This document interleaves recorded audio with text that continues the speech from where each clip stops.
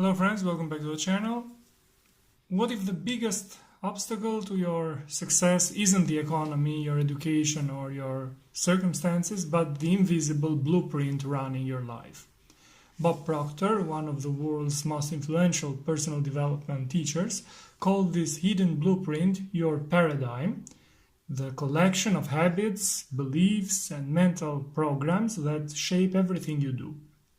In this video, we will uncover what a paradigm really is, how it silently controls your results, and most importantly, how you can change it to create the life you truly want. Get ready to challenge your thinking, rewrite your programming, and step into a whole new level of possibility. How is a mental paradigm created? A paradigm is a mental construct that contains everything you have unconsciously accepted as true about yourself and reality, and it automatically manifests as your experience of reality. Paradigms control your life because they limit you to having and being only what is in harmony with them, nothing more, nothing less. To change them, besides deep psychological work, a lot of discipline is needed. Discipline is the ability to give yourself a command and follow it. To change your future, you must be willing and able to change your paradigm. Your results always tell the truth. You should take a sheet of paper and ask yourself, how am I doing in these three areas? Health, happiness, wealth. If you are not satisfied, then your mental paradigm is blocking you and not allowing you to grow further in those areas. A paradigm also reasserts itself through your interpretation of people, environments, circumstances, and information. Neville Goddard said, "Can I see the facts the world sees and still remain faithful to the imaginary state not yet seen? If I can stay faithful to the imaginary state, somehow I will bring it about." A paradigm can be revealed through polarity. The thermometer shows many degrees of temperature. The lowest pole is called cold, and the highest hot. The higher of the 2 degrees is always hotter, while the lower is always colder.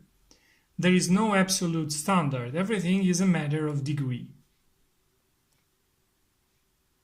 Knowing of this great principle will allow the student to better understand their own mental states and those of others. They will see that these states are all a matter of degree, and by realizing this, they will be able to raise or lower the vibration at will to change their mental poles and thus become master of their mental states instead of their servant or slave.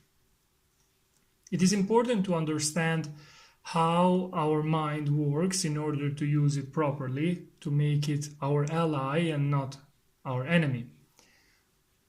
Proctor was globally known for his study of paradigms, and he stated that our mind is governed by paradigms, and unfortunately we allow this to happen.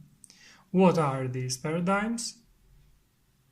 To understand, we must first start with an important foundation. According to Proctor, the mind is not a thing. The mind is an activity. No one has ever seen the mind. To gain clarity and remove confusion, you need to create an image with which you can work. Let's start with the first image. The small circle is our body, the large circle is our mind, divided in 2 parts, the conscious and subconscious mind. We often make the mistake of thinking of our mind as being inside our head, but that's not the case. Our mind is everywhere, is in our head as well as in our fingernails. The body is the smaller circle because it is the instrument of the mind. The conscious mind is our thinking mind. It is also called the educated mind or the intellect. The subconscious mind, on the other hand, is something entirely different. It is our emotional mind. The conscious mind is the controllable part of the mind. We can choose what to think about. All great leaders say we are what we think about, and we all have the ability to decide what we think about. This allows us to accept or reject anything we hear.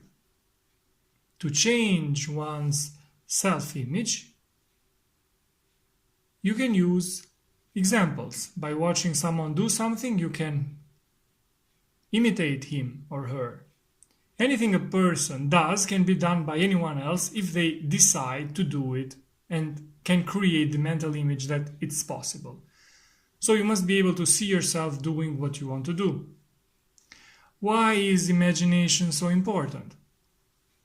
Because our subconscious cannot distinguish between what we imagine and what is real, and it tends to work with the laws and energy of the universe to make what we imagine a reality. Paradigms are therefore created from the information that enters our conscious mind. Everything we read, listen from the media or from the people we talk to tends to take root in our conscious mind, forming so-called beliefs. This happens because we tend to reason and think about it. Many of the things we hear from TV or radio are negative, but we have the option to choose whether to accept them or not. Rejecting them doesn't mean they don't exist. It means we can choose not to think about them. Unfortunately, we often don't do this, and we leave our mind completely open to any information trying to get in. We then become the product of the environment we live in. Just as we have the ability to use our five senses, we also have other faculties that we unfortunately don't use. These are the faculties to perceive, desire, intuit, memorize, and reason. By using these faculties, we can achieve anything we want. The image we have of ourselves has been created by what we have heard others say about us. This image starts forming in childhood, when our parents or teachers begin to express their judgments about us and our behavior. This is how paradigms are created, the ones we remain trapped in for our whole lives. If you meet a shy person, shyness is not something that developed last week. They will probably admit that it developed in childhood through experiences or relationships with the family or society. The way we think, act, speak, our self-esteem, everything we are has been shaped by our paradigms. It is very difficult to change paradigms. They can be consciously changed, but not unconsciously. If you don't do something about it, you will never change them. These paradigms control everything, your life, your results, everything you have achieved, all your failures. If you want to change your reality and your self-image, Proctor specifically recommends starting with the paradigms. We can change our mental paradigms by building new ones. That is, by creating an image of how we would like our reality to be and starting to believe in it firmly. Changing the paradigm, you must remain faithful to the invisible mental state. Thinking the same way can lead to thinking more rigidly in the same way. To stay open and responsive, we need to change the mind's dynamic from rigidity to fluidity, so we can see more degrees between the two poles. By being in a state of flow, you maintain a fluid mental state. You are open to new perspectives and to changes that may benefit you. We are stimulated by challenge, because challenge reveals who we are. It shows how capable we are of changing our approach. Inspiration for making new decisions is found by placing yourself in the unknown, that is, by opening yourself up to risk. The paradigm conditions us to consume the same information from different perspectives, reinforcing the paradigm through the unfolding of events to assert itself further. Shift to a different state of mind and start thinking from there.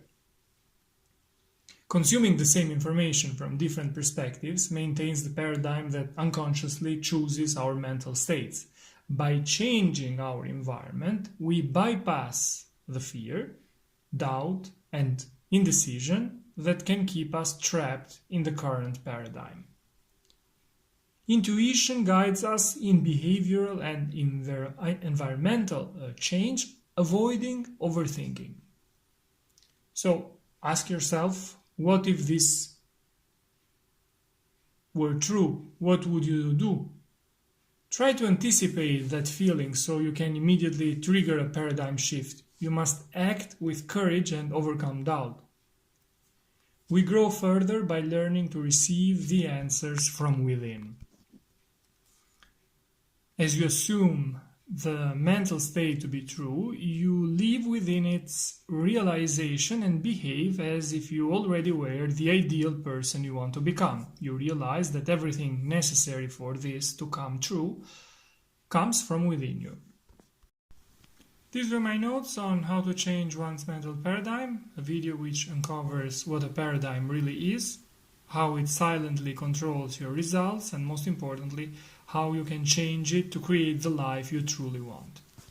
Thanks for watching, see you in the next videos, take care.